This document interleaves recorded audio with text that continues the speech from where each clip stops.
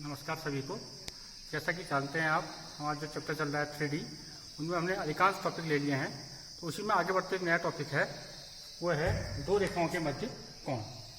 तो जैसे ही जानते हैं आप, ये हमारा 3D सिस्टम अगर है XYZ, तो अगर दो रेखाएं हैं, एक L1 है एक L2 है, उनके बीच में अगर कोण निकालना है थीटा, इस प्रकार है कि रेखा जो L1 है उसके स्थिति जो ये है, डायरेक्शन रेशियोज हैं A1 B1 C1 है, और इसके direction ratios A2 B2 C2 अगर हैं, और उनके बीच में अगर हम न्यून कोण लें, थीटा जो होगा न्यून कोण लें, तो उसका जो मान आता है रेखा L1 और L2 के बीच में, ये जो प्रदर्शित किया जाता है cos थीटा से दिया जाता है, और इसका मान जो होता है A1 A2 plus B1 B2 plus C1 C2 upon under root of A1 square plus B1 square plus C1 square dot under root of A2 square plus B2 square plus C2 square के बराबर है। तो ये तो आपको note करना पड़ेगा, याद भी करना पड़ेगा कि ये कोण निकालने का, दो रेखाओं के बीच में कोण निकालने का एक फॉर्मूला है। तो इसमें अलग अलग स्थितियाँ आती हैं। ये जो कोण जो हमको दे रखा है, ये cos थीटा के टर्म में है। अगर मैं इसी को sin थीटा के टर्म में लिखूं, तो आप जानते हैं sin थीटा का मान जो होता है 1 माइनस cos स्क्वायर थीटा होता है। तो अगर cos थीटा पता है, तो cos स्क्वायर थीटा अगर निकालेंगे तो sin थीटा का जो मान आ जाएगा under root 1 minus A1 A2 plus B1 B2 plus C1 C2 का होल वर्ग अपॉन, इसका अंडर रूट हट जाएगा, A1 वर्ग प्लस B1 वर्ग प्लस C1 वर्ग इंटू A2 वर्ग प्लस B2 वर्ग प्लस C2 वर्ग आ जाएगा। थोड़ा सा अगर हम इसको सिंप्लीफाई करते हैं साइन थीटा को, तो ये इस प्रकार से आ जाएगा, ये इधर 1 से इंटू हो जाएगा, A1 वर्ग धन B1 वर्ग धन C1 वर्ग इंटू A2 वर्ग प्लस B2 वर्ग प्लस C2 वर्ग minus A1 A2 plus B1 B2 plus C1 C2 का होल वर्ग अपॉन A1 वर्ग धन B1 वर्ग धन C1 वर्ग इंटू A2 वर्ग धन B2 वर्ग धन C2 वर्ग आएगा।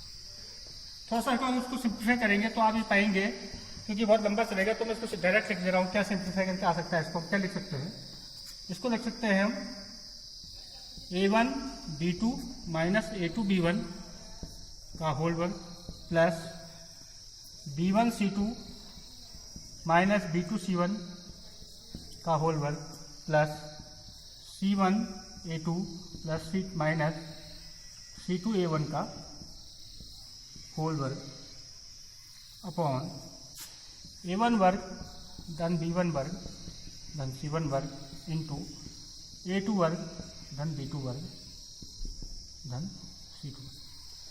तो अब इसके पास अगर हम इसको एक इक्वेशन 1 मान लें और नीचे वालों को इक्वेशन 2 मान लेते हैं, तो ये तो सामान्य अगर कोण निकालना है तो ये आप कोण इससे निकालेंगे। अगर आपको दिक् अनुपात मालूम है दो रेखाओं के, तो कोण निकालने का जो सामान्य फॉर्मूला होगा ये आएगा। लेकिन इसमें दो स्थितियां बनेंगी, जब रेखाएं लंब हैं, जब रेखाएं जो है लंब हैं आपस में, तो cos थीटा का मान जो होगा cos 90 आएगा, यानी कि थीटा बराबर इसमें आ जाएगा 90 डिग्री, यानी कि cos 90 का मान आ जाएगा 0। तो अगर मैं यहाँ cos 90 का मान 0 रख देता हूँ, तो 0 बराबर आपका आ जाता है A1 A2 plus B1 B2 plus C1 C2 upon under root of A1 वर्ग धन B1 वर्ग धन C1 वर्ग into under root of A2 वर्ग धन B2 वर्ग धन C2 वर्ग। अभी 0 में इंटू हो गया, तो नेट कंडीशन बन जाएगी A1 A2 धन B1 B2 धन C1 C2 बराबर 0 बन जाएगी। ये बहुत महत्वपूर्ण कंडीशन होती है जब दो रेखाएं परस्पर लंब होती हैं। और अगर समांतर हैं, यदि रेखाएं क्या हैं, समांतर है, यानी कि दो रेखाएं अगर ये समांतर भी हो सकती है, लंब भी हो सकती है।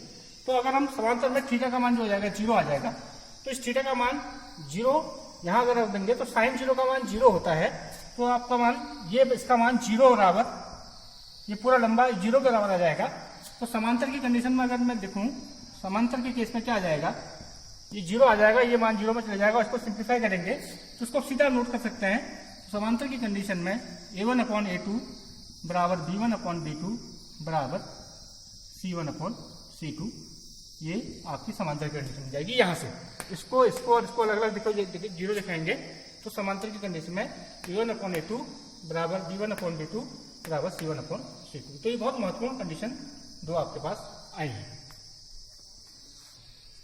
तो जो हमने अभी समीकरण निकाला, तो ये जो फॉर्मूला निकाला cos थीटा का, ये जो है कार्तीय रूप के लिए है, यानी कि अगर इक्वेशन कार्तीय फॉर्म में दी हो x माइनस x1/a1 बराबर y माइनस y1/b1 बराबर z माइनस z1/c1 और x माइनस x2/a2, ये आपको जब कार्तीय रूप में दी होगी तो आप लोग एंगल निकालने के लिए इस फॉर्मूले का यूज करेंगे।